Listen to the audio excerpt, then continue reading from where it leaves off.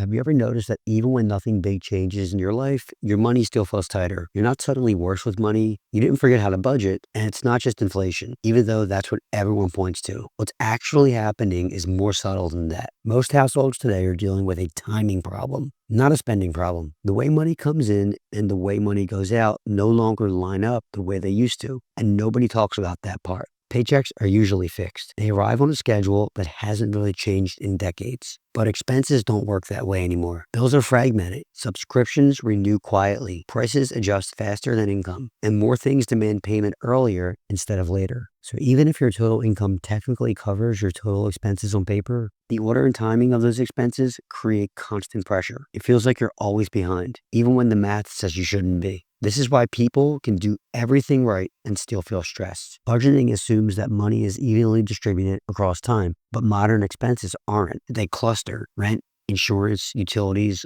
groceries, subscriptions, school costs, random fees. They don't politely space themselves out. They pile up. And when money is forced to react instead of flow, the brain interprets that as a failure. But it isn't. It's a system mismatch. What makes this worse is that the system quietly shifted without telling anyone. Financial advice stayed the same, but the environment changed. So people internalize the stress. They think they're careless, undisciplined, or bad with money, when in reality, they're operating inside a structure that creates friction by default. That's why this feels personal, even though it's structural. Once you see this, something important changes. The pressure doesn't disappear overnight, but it stops feeling mysterious. You realize you're not constantly messing up. You're navigating a setup that was never redesigned for how money actually moves today. And understanding the system is the first step to feeling less trapped by it. This channel isn't about hype, shortcuts, or telling you to work harder. It's about slowing down and explaining the systems underneath everyday money stress, the parts people feel but can't quite name. If you've ever felt like your finances are quietly working against you, you're not alone,